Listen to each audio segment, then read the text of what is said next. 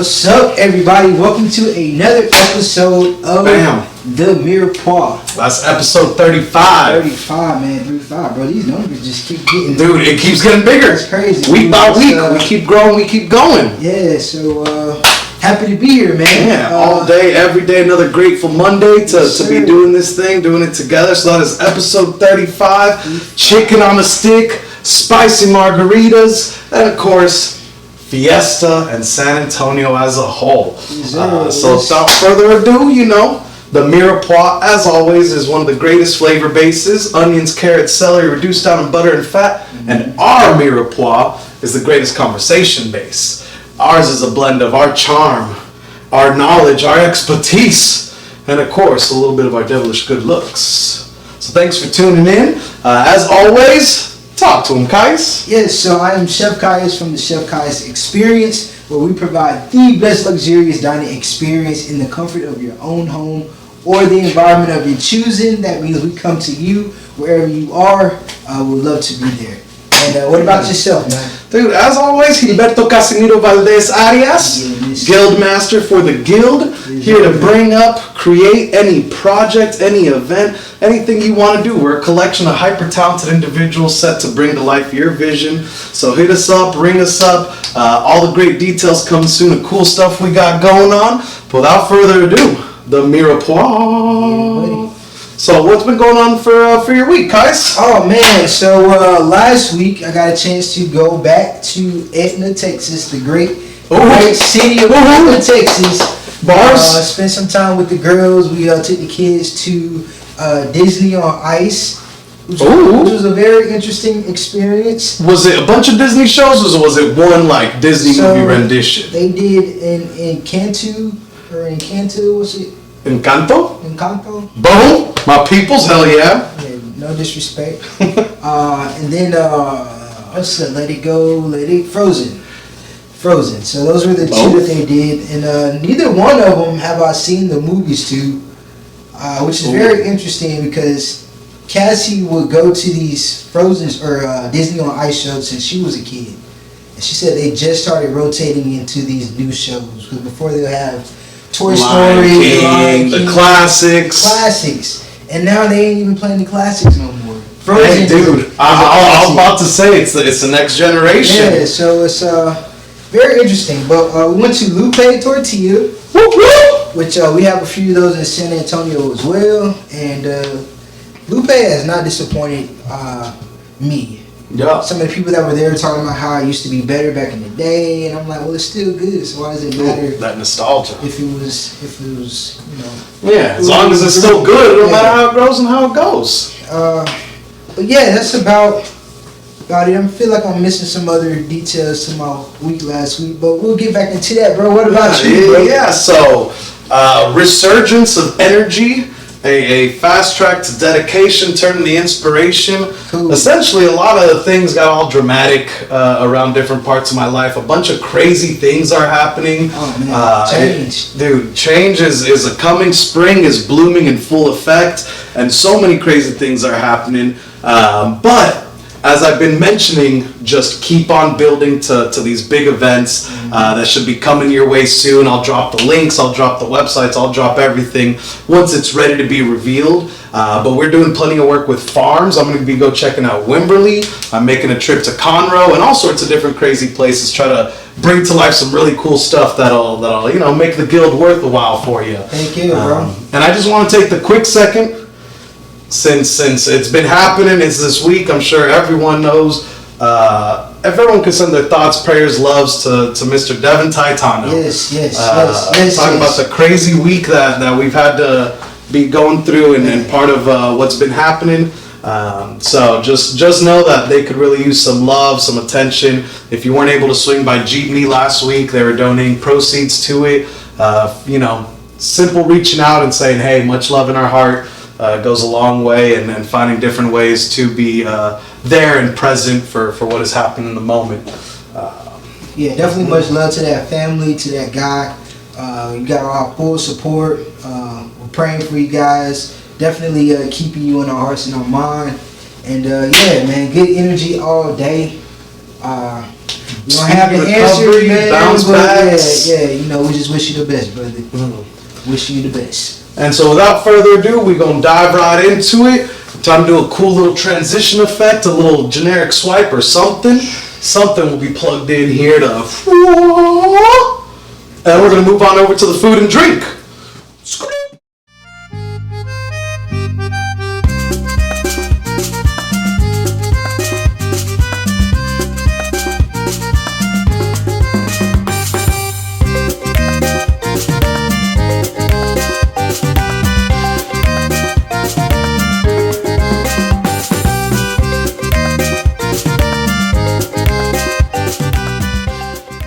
Welcome back, Mirepoix fam. Here to talk to y'all about what we got going on for episode 35.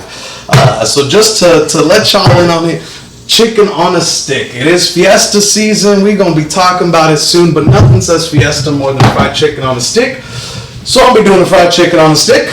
And one of my least favorite parts about chicken on a stick is it all falling apart on you. It all, one bite, it all crumbles away. It falls off the stick. So instead, I'm going to be making a dip. And the dip I'm going to be going with is essentially corn in a cup is going to be the inspiration for it. As far as name goes, it's coming soon. Maybe by the end of this episode, I'll have a name for that dip for you. But for now, it's just simple, cheesy, corny, cotija, all sorts of goodness for you to just dip that chicken into so it's not falling all apart on you. Hey, what about that chick corny? Dude, there you go. That dip corny. That chick corny, dude. I would love me a corny woman. Yeah. And yeah, so that's sort of like my little Fiesta inspiration, my little chicken on a stick. The corny chicks. Dude, the corny chicks. Guys, what you working on? What's the drink you got rolling? Yeah, so like you said, we are in collaboration or in sync with Fiesta. So just like the chicken on a stick is the food of Fiesta, margaritas is the drink of Fiesta, man. The drink of Texas, the drink of San Antonio, wherever you are, whatever you're doing.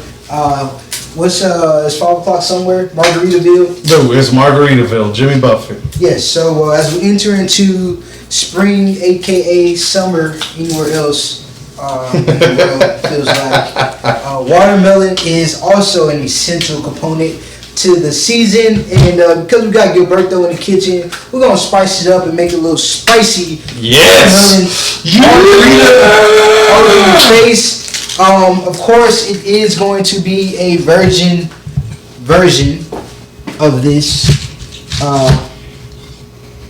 but who knows, man? We might have to pop up some alcohol because 'tis the season for Fiesta. Oh, dude, but, is Fiesta gonna make you break the 75 hard? So we have officially downgraded to 75 soft as of last week.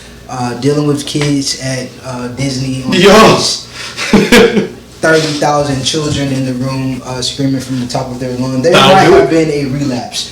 But nonetheless, we're still focused, meal prepping, Dude, I saw that this morning. Man.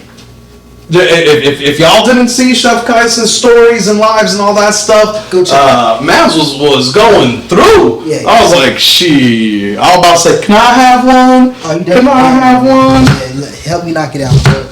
Still important to stick to your goals, stay focused. 75 soft is just a little bit modified, but we're still on board to do everything that we need to do. But yeah, a little fun fact about margaritas. So apparently a dude named Danny is the guy that invented margaritas, and he did it because he was a bartender who had a guest who could not drink or who was allergic to alcohol, all alcohols except tequila. Dude, I'm gonna start saying that myself. Yeah, right. I'm allergic to everything. Everything but tequila and gin for me. But in any case, the customer also could not drink tequila straight, so we know he wasn't from the great state of Mexico. But the bartender decided to, whip up some fresh lime juice, some fresh simple syrup, whisk it all together, and boom, you have a margarita. So a little fun fact for you right there. Dude, the simplest drinks are the tastiest drinks. Amen to that, brother. Amen to that. Honestly, talking about these flavor bases and what we got rolling, you better believe I have... I'm not going to call it any form of mirepoix because that is far from the truth, but it does have onions in it. But instead of carrots and celery, it's going to be peppers and corn is the little, of course, key ingredient to corn in a cup. Yeah. We're gonna be reducing that in a little bit of butter, adding a little bit of salt, pepper, all that goodness, getting some cheese, some dairy, some cream, putting it all together to have a little thick, hearty little dip. And here's to truthfully saying, anything on a stick deserves a dip. If you try to put it all loaded on there, like them loaded turkey legs where you got to be using a fork and knife for, that ain't Fiesta. Fiesta's walking around dipping, drinking one hand, dipping the other. It's just, I don't know. Too many parties to be rolling. Too many parties to be rolling. There we go. Hey. The camera's all working now. So, dude, talking about Fiesta, man, we talking about, the margaritas, the chicken on a stick, the dips, the beauties, the funs, all that. Yes, sir.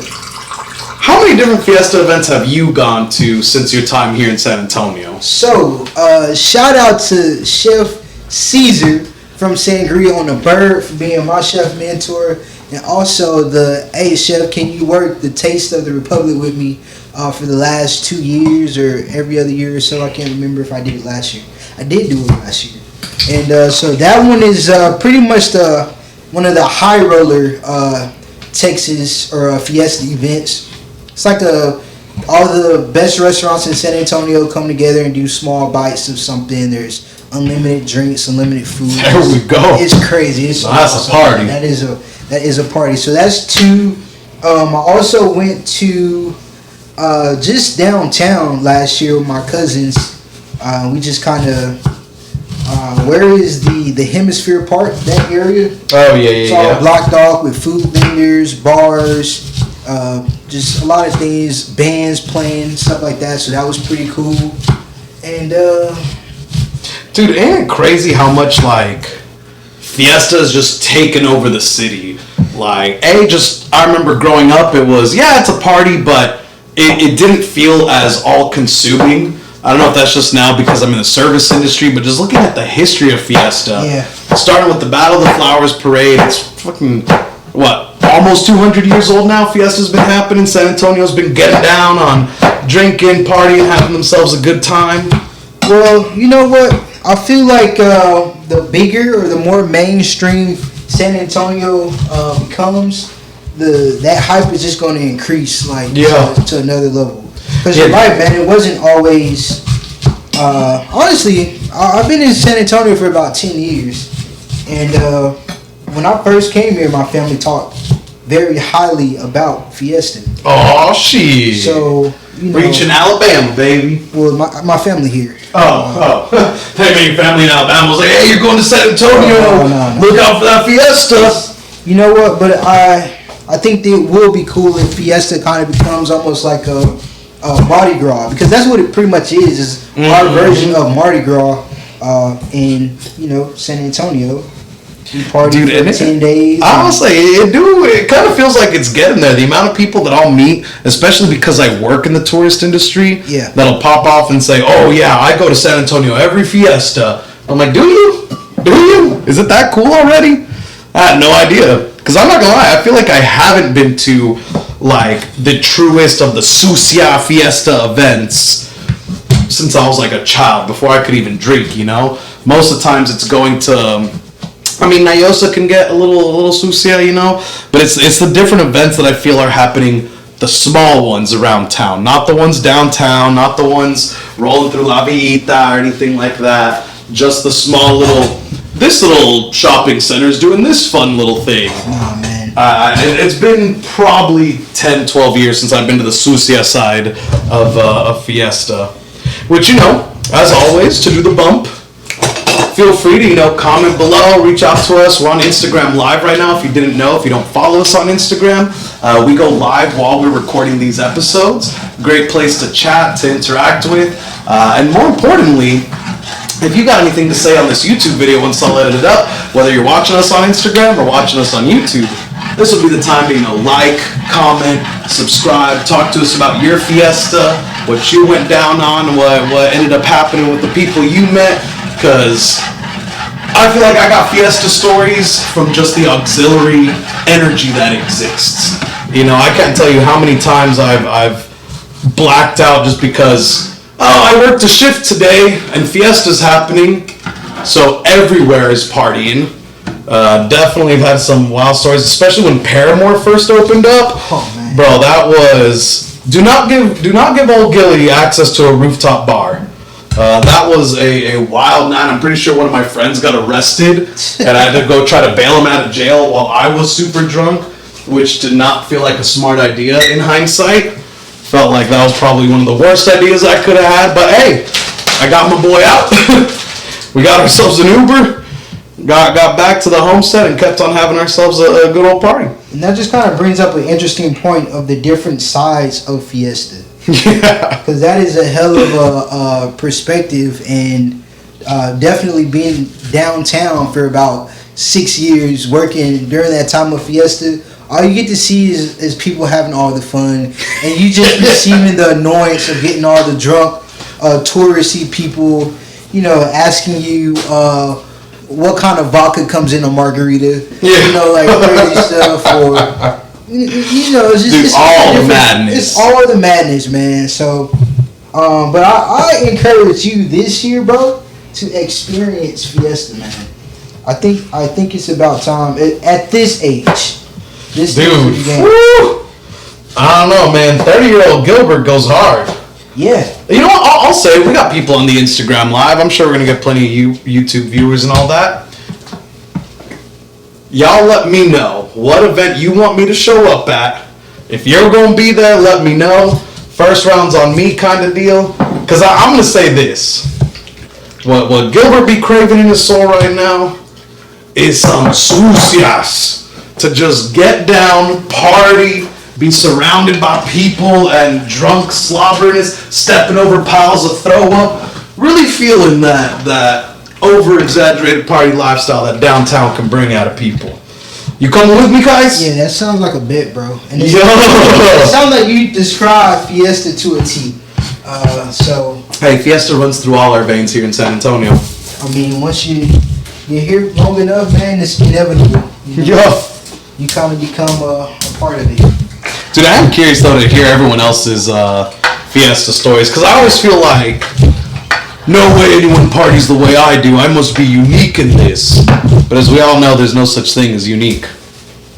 I'm sure everyone's got their, oh bro, you partied like that? No, I partied like this. Sometimes it really feels like I'm trading war stories with people. Like, oh, you blacked out here? Bro, I blacked out. Let me show you my spot, bro. Yeah. I mean, it's the truth, man. There was a quote I saw that was saying, in 20 years, our generation is going to be talking about the time they served in the service industry, the way our parents talked about, spending time in Vietnam or whatever war. Like, that's going to be our boomer thing is, oh, I remember this bar I worked at. I was stationed at downtown San Antonio for 6 years, serving with the Bohemians Battalion. I mean, it's definitely a war zone in that industry, man. Yeah. It is truly a war zone. If you've never been a server, it is not too late to have that experience. We work with 70-year-old servers, 80-year-old, kitchen staff. It's truly a timeless act, but we all should have that humble experience of dealing with it. What's the name of that movie, man? Served or? Oh, dude, there's so many. The Slammin' Salmon's a funny one. Waiting is a funny one. You talking about a funny one? Waiting? Yeah. I just watched that movie, I think, like last week or so. Oh, lucky you, bro. It's just so accurate, man. Even though it's a comedy, so accurate. It is a comedy, but it's just spot on, bro. And I will say this.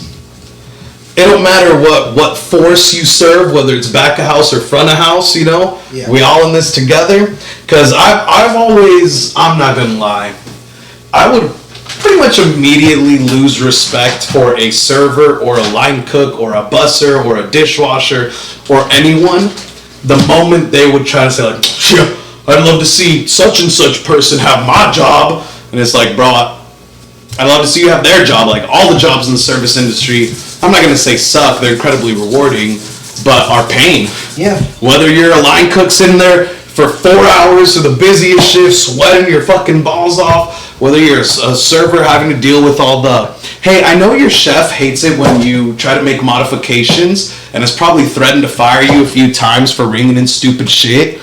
But can I do this super ridiculous thing? And then when you tell me no, I'm going to throw a fit. And no one's going to deal with it except you. Yeah, that was definitely me, man. I was definitely like the mad modifier. Yeah. For myself, like on break. Because, you know, at this point, I'm working at Yard House for like 6 years. Bro, I know the menu from the back of my hand. I'm at work like 70 hours a week. Bro, make me something different. Like, and you have all the ingredients, bro. They used to like trip out when I just got to the point. I was just like, man, just give me all the ingredients. I'll assemble the doggone dish myself. But yeah, there's definitely some respect to be held for all positions. Have you held pretty much every position? Not at all the same levels, but yes, I have had. I've spent time on every branch in the service industry battlefield. But like I said, it's not all at the same level. Like, you know, your NBA rating, my server rating. Oh, dude, I'm gonna say charm, sex appeal, 99, maxed out. Line cooking. Ooh, I'm gonna say like a solid 62. If I'm on your line, it better be a slow day, and it better not be anything complicated. Like, because I'm going to say this, I can cook some cool stuff. I've learned from the greats. I've been surrounded by a bunch of great chefs my whole life. Yeah, bro. Am I about to sit there and crank out 4 orders of some Eggs Benedict? Nah. I'm going to get you one. It's going to take me like 30 minutes, but we'll get there. We'll get there. Don't you worry. You know, you got to understand your limitations. All day, man. Dishwashing, though. Cleanliness, 84. I'm saying 84. I can get back there, I can be impressive, but again, there's better people for the job. You've done every position too, right? I've been a busser, been a bartender, haven't done bar back. I worked the line, worked the grill station. I've done training, but I have not gotten, well, I guess I'm in a managerial position now for my own company. I was about to say you're a business owner. Yeah, but I've done enough to know that I know a little something. You know what I mean? Do I know it all? No. But I could definitely get around, and I can get jiggy with it. Hey, okay, so to that an NBA 2K rating, what is your 99? My 99 is probably serving. Serving? Yeah. The charm, dude. Hey, that's why they watching this Mirepoix, baby. It's all about the charm. Man, I was like, you know, in the, well, you work fine dining quite a bit. Yeah. But in, you know, regular, casual, upscale dining or whatever, $100 tips were kind of like the trophy. To get a $100 tip on a $50 tab or whatever. Just be flexing. Yeah, so I was one of those guys that always just casually got a $100 tip.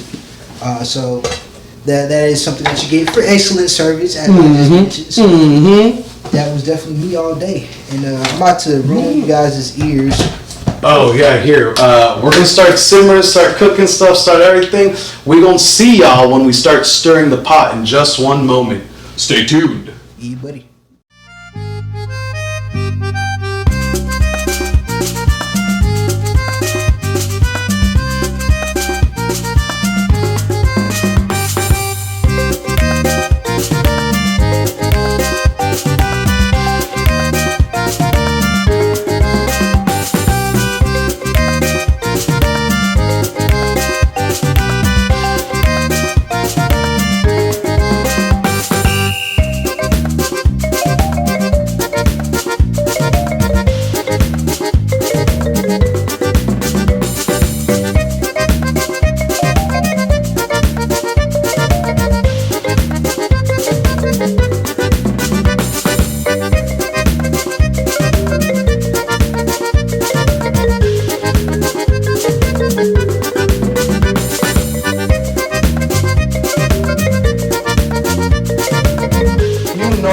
Time it is, Mirepoix. As always, just to give you a little taste of who we are, help bridge some future thoughts. Cue the brr, brr, whatever sound effect it was. Hold on, let me. Boom, it's this one. The Mirepoix. As you see, Oh, shit. we are stirring the pot. So, for today's stirring the pot, Spicy. let me ask you guys, what is your feel on Instagram and TikTok blowing places up? I mean, ain't this what we work for? Is this what we've been waiting on? Dude, ain't this what we work for? Yeah, man. This is it's kind of what comes with the execution. You know, I will say it is a shame to work up to a certain clout and not be able to deliver, meet the demand, but it is an awesome and excellent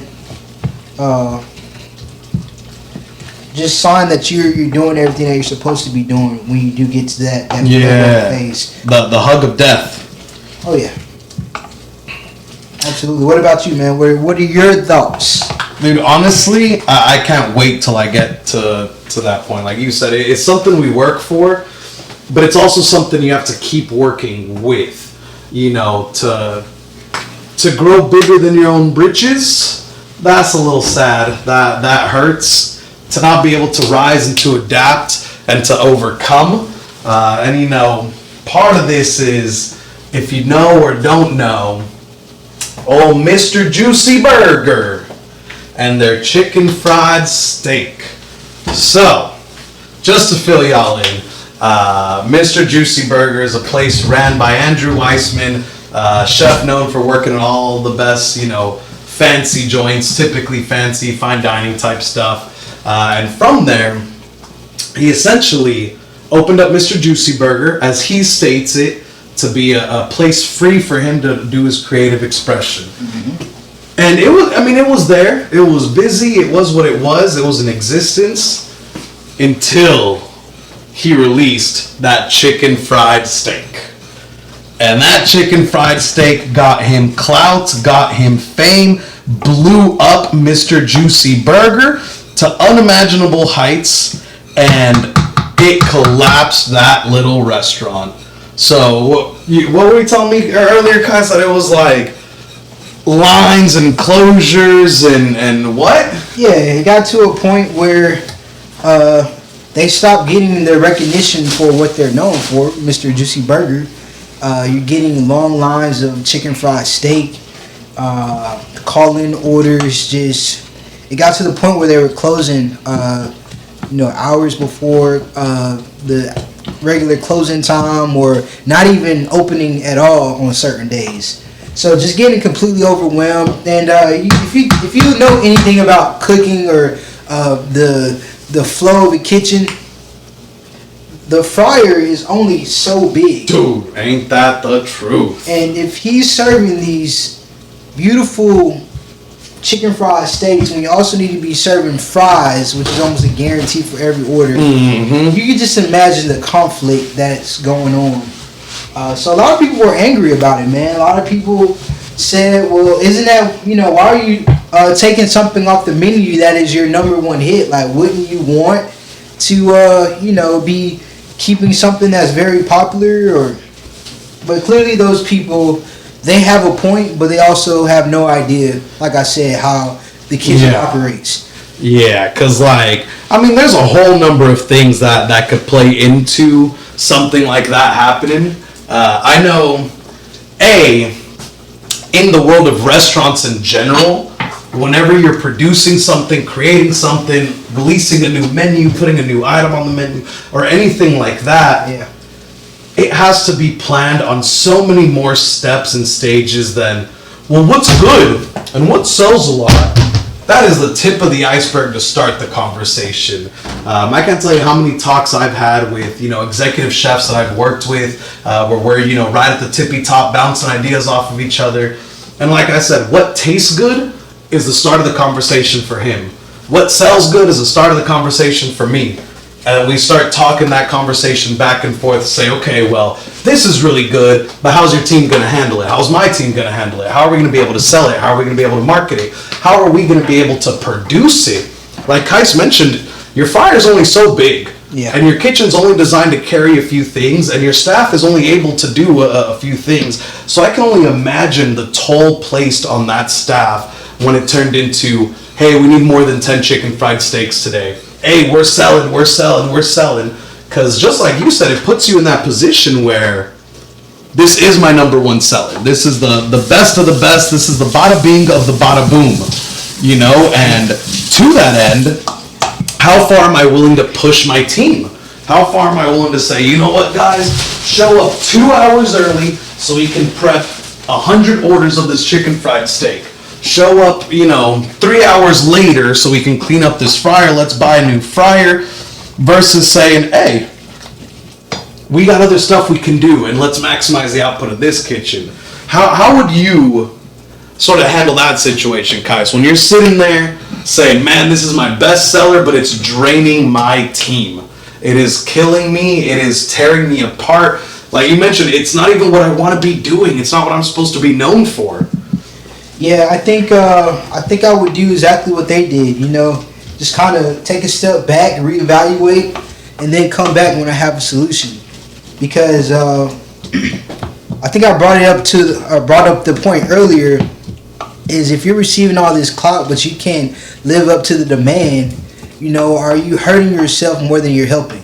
You have this amazing product, but yet you're leaving a nasty taste in people's mouth because you can't deliver it in a timely fashion, or your workers are getting annoyed with the high demand, these demanding customers coming in and, hey, I want this product and you don't have it, why are you closed? All this crazy stuff. 1-star review. They didn't have what I wanted to order. Exactly. So, if you're unable to kind of meet that demand, it might be smarter for you to get rid of it. And this comes to one of my favorite mantras, is all money ain't good money. So if it's causing... hold on, can we get a repeat on that real quick? All money is not good money. No, talk about giving truth bombs here on the Mirepoix. That is knowledge right there. Yeah, so if it's gonna, hurt you more than it's helping, definitely get rid of it. But according to the article as well, though, he did say that he was gonna figure out a way to bring it back. So I think that's cool that, he's smart enough. This is one of the OG chefs in San Antonio. Yeah. He's had fine dining restaurants. I think he owns Signature, some other places kind of in the Dominion area. But he is a fine dining chef that went into the burger industry or fast food industry to pretty much, give San Antonio what they truly want. Which is good food, fast food, and cheap food or affordable food. But also something that's high quality. Yeah, no, dude, and then honestly, that part of the journey right there, that is something that resonates with me so much as I try to define myself more and more and more and define what the guild is, how it operates, how it continues, how it structures. Man, fine dining is my bread and butter. Fine dining is my blood. Fine dining is how I was raised. Yet more and more, I'm just like, yo, I'm going to throw some chicken on a stick, make a nice little cheesy dip for it, and it's going to be the funnest thing I've made. It's going to be the most fun you can put in your mouth. Pause. But, it's going to be an enjoyable time. And, I think part of my journey for growth has come a long way from, yes, I'm good at this, but that doesn't mean it's the most free expression or it's what I'm supposed to truly be doing. Yeah. I can't tell you how many times I've been in a situation where people say, oh, this is your pedigree, this is your background, you worked here, you've made this happen, you made that happen. Okay, we want to move into something fancy, we want to do fine dining and this. And I just sit there and I'm like, you don't know what that cost is. And I can tell you now by looking at your soul, this is not who you are. And then, of course, hey, I'm a consultant for hire. If this is what you want, it's what I'm good at, let's do it. And then very quickly they come to see, oh my God, being fine dining costs so much money. Yeah, it does. Oh my God, being fine dining has such tough expectations that I don't enjoy living up to because it's not how I want to represent myself. And I'm like, I warned you, and here we are, and here I am wearing a suit again, and all this little extra, and the what have yous. But to that end, I will say this, I would have loved to have been in that situation. To sit there and be a part of that restaurant that's like, hey, this one item is killing us. Who's got solutions? Who's got answers? Okay, we gotta do this, we gotta do that. Let's try this, let's try that. Okay, we gotta roll this way. Like, that would be so much fun. The guild, bro. The guild, dude, that is where I get defined is finding these battlefields, giving people weapons, teaching them how to use it, molding and creating warriors of the service industry. I don't know, man. Dude, that's gonna be the advertisement right there. Shoot, sound clip that. That might be a cold call right there, brother. To good old Andrew Wiseman to see, hey, man, how can I be of assistance to you? Let me give you something real juicy. I heard that you needed me. Yeah. Our experts indicate. But yeah, man, dude, that should be wild. That shit is just crazy. I cannot imagine, like,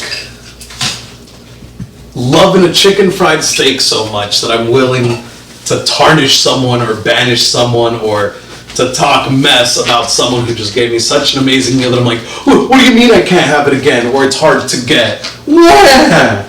But I want to bring that to the point of how powerful food is and how addicting and crazy, you know, these people can get over a bite of food, man. Let's talk about Burnt Bean, which is a James Beard Award finalist here in, well, he's actually in Seguin, but I think he was one of the runner-ups, and it's a barbecue joint. And this restaurant, I think they open at 8:30 on some days, 8:30 in the morning. And just like Franklin's Barbecue in Austin, creating all of these long lines, you know, 2-hour waits and things like that, just for some food, man, just for barbecue. Yo, hey, good food. I'll wait for it. Midnight release. Let's do it. I mean, it's just crazy though, because you just think of the origin of barbecue. How do you keep it from doing that? Oh, somebody said, "Oh, crushed ice in a bag, genius. How do you feel it from freezing together into a big block?" Do it fresh. Yeah, just bang it out.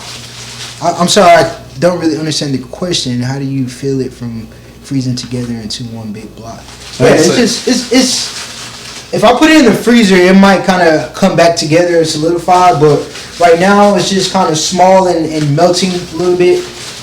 But yeah, definitely a little hack that I like to use whenever we're making drinks. But yeah, back to our point though. These restaurants that are creating such hype and got so much clout going behind it. It was a typo. Oh, I got you, bro. Oh, I feel you. Okay, yeah, keep it. Just let it keep it out, and it'll stay kind of separated. But yeah, food is definitely kind of becoming one of those things that is a little bit more than a necessity. You know. Yeah. It's an art. Desired. You know. To that end, would how long would you wait in line for good food? How long are you camping out for and waiting? It really depends on what I got going on that day. I would say just in general though, my max will probably be about 3 hours. Damn. And I'll say that because as somebody that cooks, it typically takes you about 3 hours anyways to even, you know, start eating and things like that. So. All right, so to that end, of course, for those viewing, for those on the Instagram, for those in our YouTube, let us know, how long would you wait for food? In two realms. One, how long you waiting if it's just a random place you found on Instagram, on TikTok, how long would you wait in line for that food? Versus, how long would you wait for someone you know? Let's say Chef Kais is doing a pop-up, line is buck wild crazy, but he says, hey, I can feed everyone. How long are you waiting in line? How long are you willing to wait to support a friend, to support someone you know, to support local business before you're like, all right, I'll see you later, you know? Because I'm going to say this, if it's someone I know, yeah, I'll wait a good minute. Hey, dude, let me support. I'm here. If it's not someone I know, nah, it has to really, like, I gotta get a group of friends together. We gotta make a party out of it. We gotta acknowledge, hey, we're here for the midnight release of Super Smash Bros. And like camp it out and like make it a plan. If it's just I really want to try it by myself, no. I'm not waiting multiple hours by myself. If I'm kind of going into it already knowing that I'm going to be there waiting for a while, I don't have any problems. Yeah. Because like that's part of the experience, you know. There's something that says when your dopamine releases, like when your brain creates dopamine, yeah, it actually is like how to put it. It's not triggering with any certain sensation. The way your brain remembers that dopamine and like how it triggers is the things that you're doing with it. So let's say, for instance, taking shots. Oh man, I love taking shots. Being drunk gets me all the dopamine I need. Your brain won't associate with actually taking the shots. Your brain will associate that dopamine with going to the bars, hitting up your friends, saying hello to your favorite bartender, and sort of what you did or the ritual behind what gave you that hit of dopamine. And so that's just an interesting little study there that, you know, we can dive more into, you know, how food gives you dopamine on a later episode. Of course, if y'all want to see it, let us know. Reach out in the comments and everything. For now.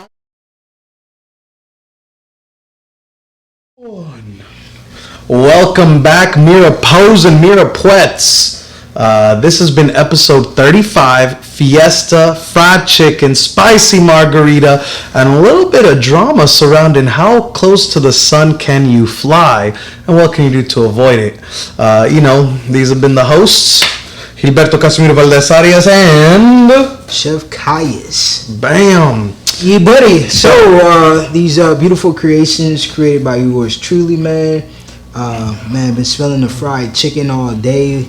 This beautiful corn dip that he got going on here. Why don't you get into talk about your dish a little bit? Man, you took it first bite. Yeah. Get into this drink. Let the man eat. Thank you, bro. But we got this spicy watermelon margarita with a charred red jalapeno.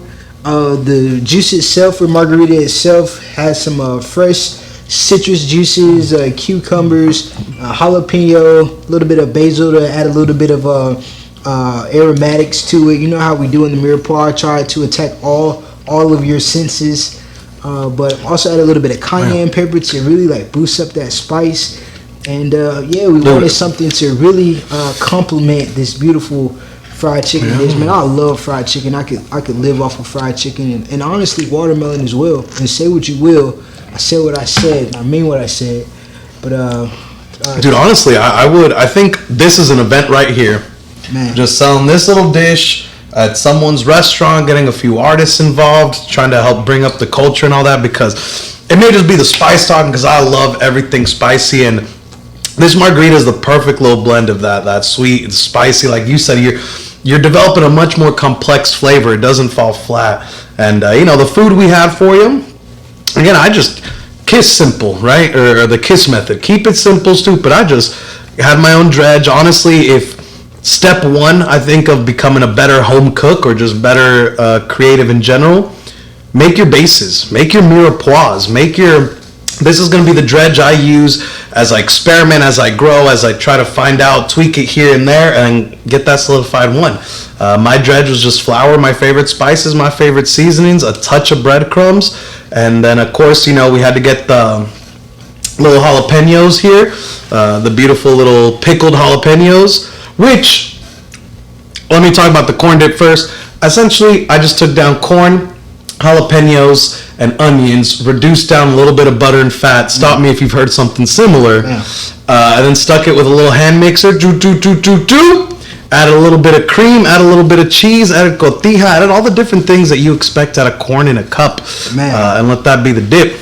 Who would have ever thought fried chicken and a corn in a cup would be a perfect mix together, man? Dude, ain't that the this truth? This is crazy. This is awesome, man. This needs to be on somebody's menu and give this guy his fucking credit, but this is amazing. All I'm saying is this is a little Fiesta party right here. Like, honestly, when it comes to celebrating Fiesta, you don't got to go to the big old Sucia events, which Let us know which ones y'all going to, because Kais and I might crash it. You don't gotta go to those super bougie fancy ones. Honestly, you can just do something like this. Invite friends over to the house and celebrate Fiesta your own way. It's fun to do things yourself, to make your own Fiesta medals and everything, which I'm gonna put it into the ethersphere now. This time next year, there's gonna be some Mirepoix pins to collect. So start getting now. We might start building the hype now, bring it to life. But honestly, dude, margarita, chicken, dip, it's heaven. It's heaven. It's Fiesta. Yeah, I'm enjoying it, and I'm looking forward to what Fiesta has to bring this year. Yeah, man, we definitely should go crash a few events this weekend. But you got anything planned for this upcoming week? Yeah, so I'm meeting with a few key players to put on the guild's first sort of large-scale festival that I'm planning to put on around my birthday. Like I said, nothing.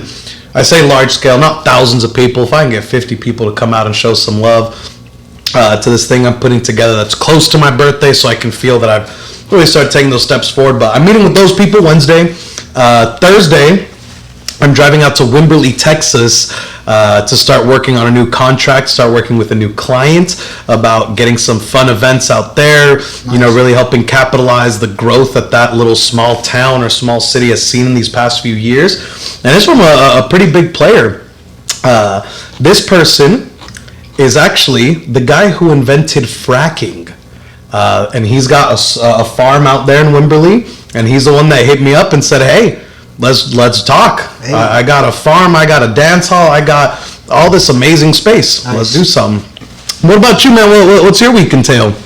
So tomorrow got a event with USAA. Hey, for them. Big ups. Yeah, it's gonna be pretty cool. And got a Mother's Day event going on. So we're gonna solidify those details to be able to put it out for you guys. So far, we are thinking a beautiful layout for all the mothers, live music, cocktails included, some poetry, gifts, all types of amazing things. You already know whenever we're doing an event, we're going to come at it really, really hard and, definitely try to do something special for the mothers, man. So just a lot of planning, getting those events done. And May is setting out to be a crazy month. Hell yeah. I feel like I've had kind of an extended vacation, but just getting right mentally, physically, spiritually, all that stuff, man. A lot of planning, and we're gonna take off. Hell yeah, brother. So, and of course, the Mirepoix, you'll catch us at some Fiesta event and down and dirty. But thank you all so much for tuning in. Thank you so much for watching episode 35. Like, comment, share, subscribe, tag your friends. The more you share this off, the more you show us off, the more we see, and the more we're inclined to do some cool things to celebrate those that are helping us grow and helping us in our journey. So that's been the Mirepoix. Thank you, Mirepoix and Mirepoix. Yeah, again, shout out to our boy Devin. Still praying for you, buddy. Wishing you the best. And thank y'all for tuning in. We'll see you next week. Peace. Do the outro.